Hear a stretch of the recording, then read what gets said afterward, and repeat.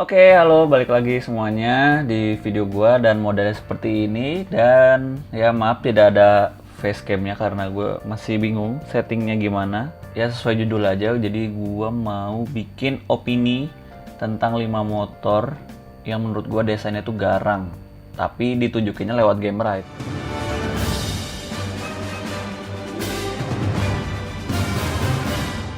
Oke, di sini langsung aja ke dealershipnya. 5 motor tergarang 2020 menurut gua, dan 5 motor ini ada di game ini. Jadi kenapa enggak kalau misalnya gue tunjukin ke kalian itu lewat game. Toh juga game Ride 3 ini cukup real life juga sih, untuk dari spesifikasi, terus desain motornya, dan pokoknya cukup sama persis lah sama kayak di real life-nya, cuman dalam bentuk digital. Tapi ya seperti inilah ya. Ini adalah pabrikan Kawasaki, motor-motor yang dari Kawasaki punya di game Red 3 ini. Nah, langsung aja to the point. Jadi, motor tergarang urutan nomor 5 menurut gua ada di Kawasaki. Kalian bisa nebak motor apa? Yang pasti dari yang paling tergarang ini menurut gua ya ini. Mana sih? Nah, ini dia. H2. Nih kita lihat di showroomnya. Ini motornya belum ke-unlock sih.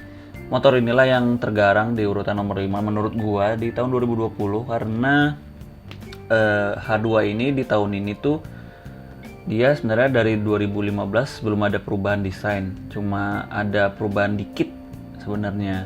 Di tahun 2019 2020 tuh dia untuk speedometernya dia udah full digital gitu, dan digitalnya tuh TFT color screen kayak layarnya Z900 yang terbaru kayak gitu. Nah, ini bentuk motornya kayak gini. Kenapa malah gue bilang garang? Soalnya dia mempunyai desain fairing yang gak umum ya. Kalian bisa lihat aja ini, jadi desain full fairing, tapi di bawahnya itu bagian headernya itu dia nggak ada fairingnya, melainkan kayak udah kosong aja kayak gitu. Jadi no undercoil, jadi kayak half fairing. Terus kenapa motor ini juga gue bilang garang di antara motor Kawasaki yang lain? Karena cuma H2 ini satu-satunya motor Kawasaki yang menggunakan ini dia tuh. Kalian bisa lihat tuh. Swing armnya tuh single swing arm gini loh. Jadi bukan swing arm yang konvensional, tapi swing armnya tuh ini single sided swing arm lah sebutannya tuh. Kayak jadi kayak motor-motor Eropa punya gitu, kayak Ducati, kayak MV Agusta gitu-gitu. Nah, di Jepang ini setahu gue yang single sided swing arm itu untuk yang pembuatan sekarang ya H2 ini. Ya sama paling Honda ya, ada Honda VFR. Terus pokoknya dari Honda sih. Kalau setahu gue dari Yamaha nggak ada, Suzuki juga nggak ada. Nah, Kawasaki ini doang nih yang H2 yang menggunakan mono arm gini. Dan itu gagah banget sih menurut gue. Kenapa motor ini juga gue bilang garang? Karena menurut gua motor ini tuh kayak kombinasi dari dua genre sih, hyperbike sama superbike, ZX10R dan ZX14R dijadiin satu, jadinya begini. Cuman uniknya dia menggunakan mesin supercharger, jadi mungkin dari situ sih kayaknya kenapa orang-orang suka sama motor ini, karena spesifikasinya juga garang banget sih. Gak bisa dibandingin sama superbike lain atau hyperbike lain. Jadi H2 ini kelasnya ya H2 aja, sesama H2 gitu, karena dia menggunakan supercharger sendiri gitu. Oke, jadi yang kelima H2. Nah, lalu yang urutan nomor 4 itu menurut gue ya jatuh ke BMW. Yaitu adalah ya udah pasti sih ini nih, BMW S1000RR ya. Kita lihat di mode showroomnya. Anjay, warnanya hitam gini, ngeri. Menurut gua sih, dan mungkin banyak juga teman-teman yang setuju kalau S1000RR yang model ini tuh adalah S1000RR yang, atau yang menurut gua ya paling perfect aja sih dilihatnya. Soalnya ciri khasnya juga mata piceknya dapet, body superbike-nya yang lebih keker juga dapet. Untuk karakter suaranya S1000RR ini knalpot standar cenderung ini loh, banyak orang yang suka, jadi banyak yang nggak diganti sih knalpot standar, karena kebetulan yang gue tampil ini adalah S1000RR tahun 2015-an yang dimana dia katalis konverternya itu nggak begitu besar. Kan bisa lihat tuh ya di situ dia katalisnya cuma dikit banget, bahkan nggak ada gitu. Jadi otomatis kayak free flow gitu headernya sama ke knalpotnya, jadi suaranya juga suara 4 silinder inline itu dia berasa banget padat. Kalian bisa denger aja suaranya di sini.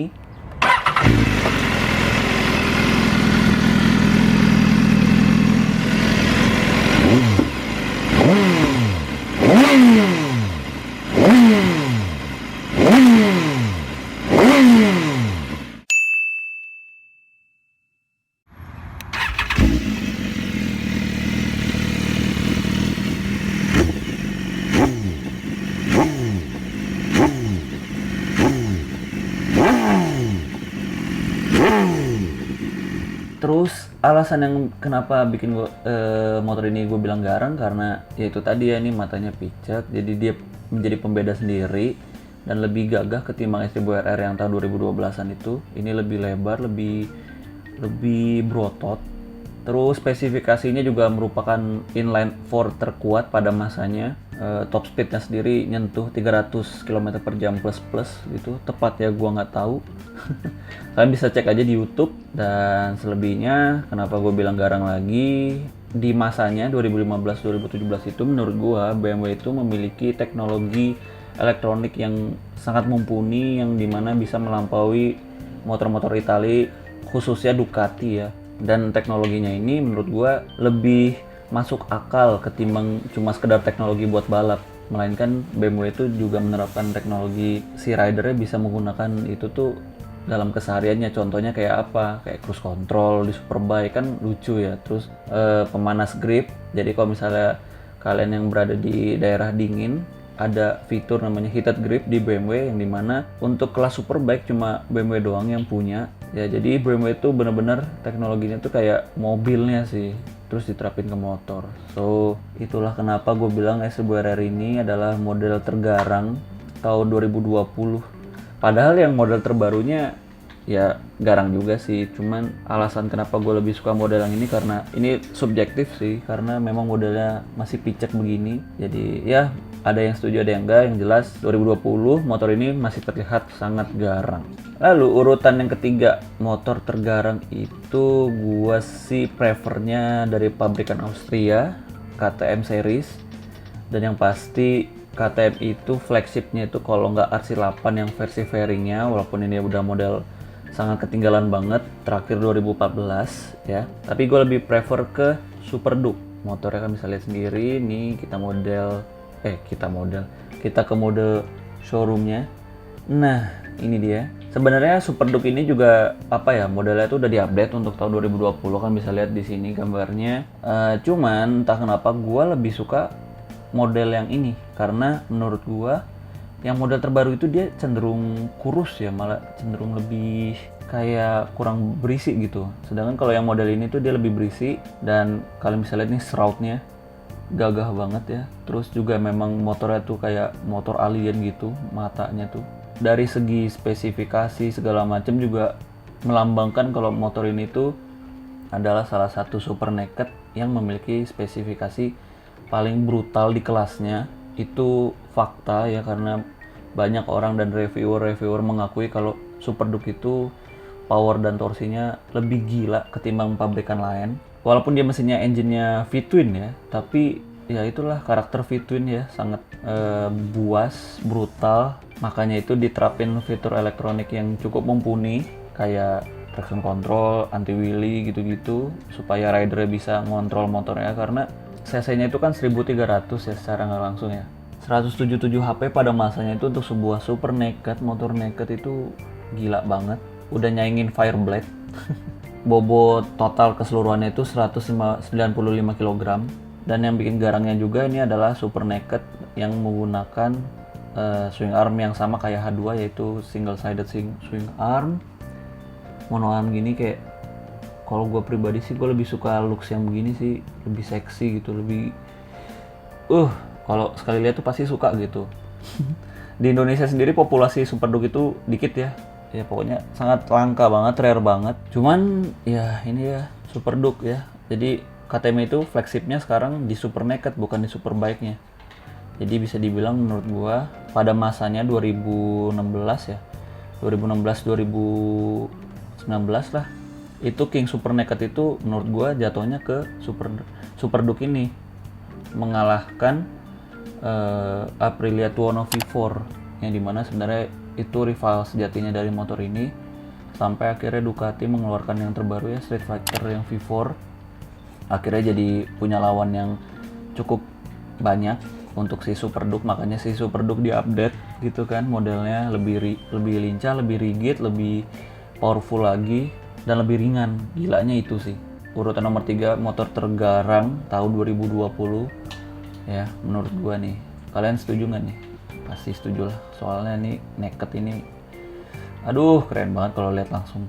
Berikutnya itu itu motor tergarang 2020 itu gua sih lebih prefer ini nih, motor yang dari Jepang lagi, Yamaha. Sebenarnya ada 2 nominasi sih antara yang versi R6 yang model terbaru atau R1M. Mana sih R1M? Nah, R1 yang ini. Soalnya model Superbike ini tuh kenapa gue bilang garang, karena menurut gue Yamaha itu adalah pelopor desain dari pabrikan Jepang yang menggunakan desain yang sangat-sangat terlihat futuristik, jadi kayak motor anim gitu.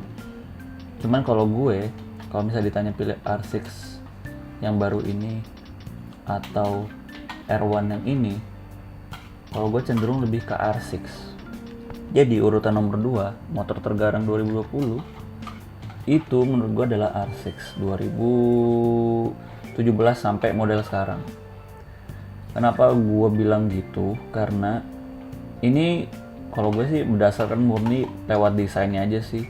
Jadi desainnya R6 tuh kalau misal kalian bandingin tuh lebih tajam R6 loh ketimbang R1. R1 tuh kayak masih ada lekukan yang gak tajamnya. Tapi kalau R6 tuh bener-bener murni, dia tuh serba desainnya tuh tajam. Tapi spesifikasinya itu nggak segalak R6 yang tahun-tahun sebelumnya.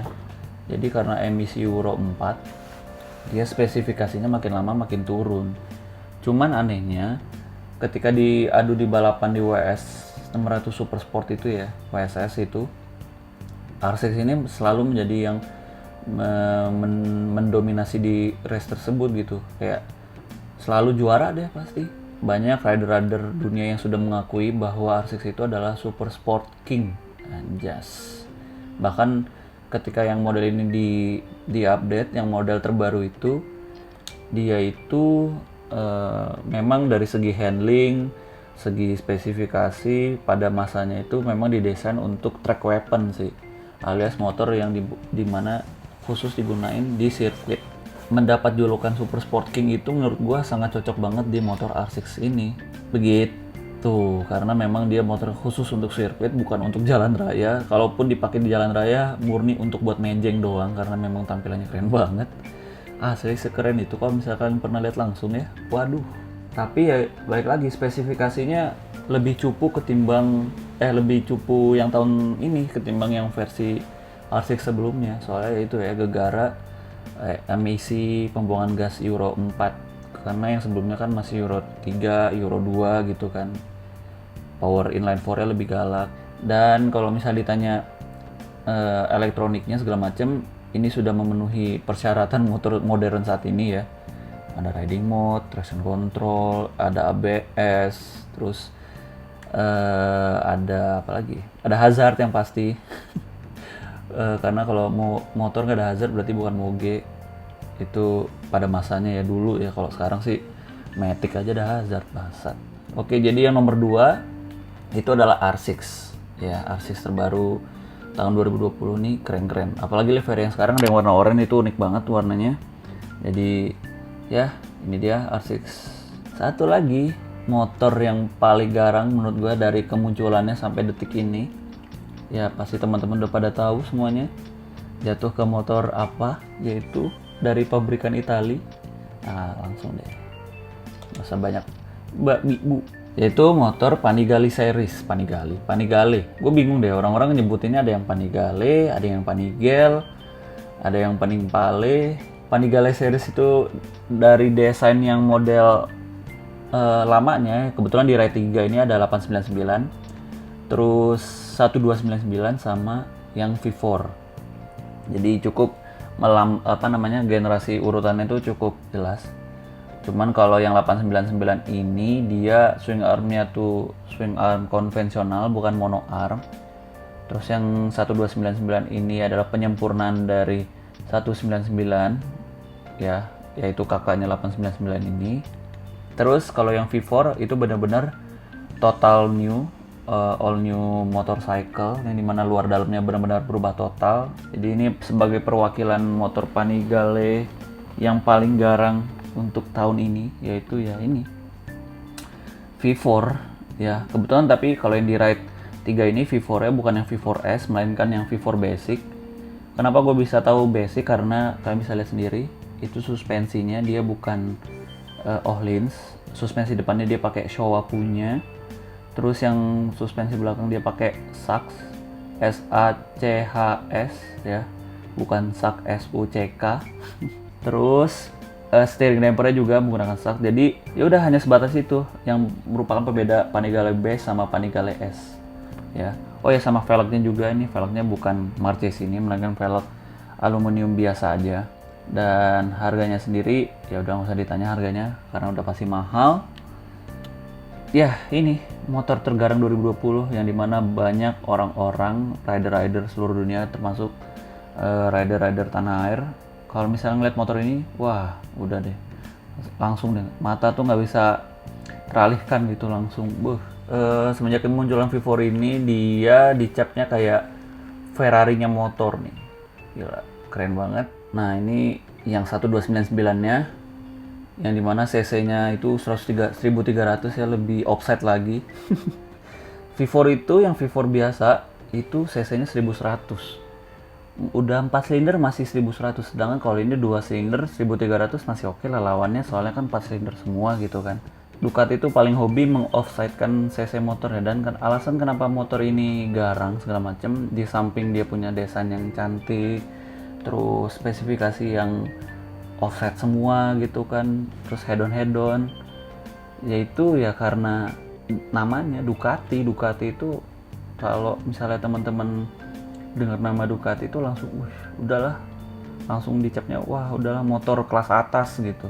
Seperti itulah kenapa gua bilang sampai saat ini pun, bahkan mungkin sampai terus-terusnya, motor paling garang, paling yang diminati orang-orang itu kalau misalnya punya duit pasti larinya langsung ke Ducati sih menurut gue ya.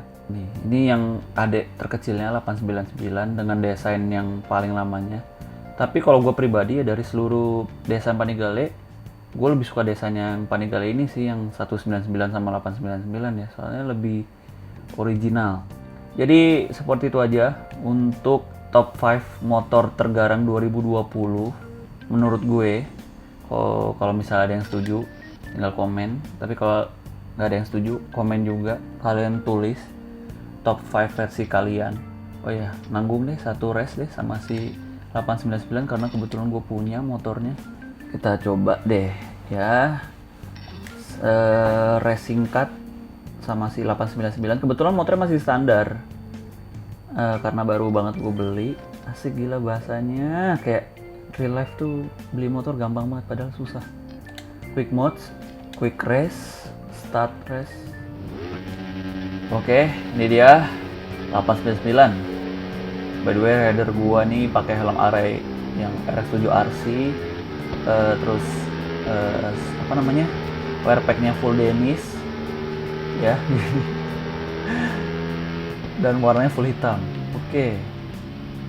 Ini kebetulan nih tingkat kerumitannya easy sih, karena ya cuma buat apa ya istilahnya, menunjukkan ke kalian kalau motor tergarang itu kalau dilihat keren banget. Bahkan yang versi digitalnya pun juga ini keren banget. Nomor satunya aja Panigale itu. Panigale yang warna putih tapi gokil ya.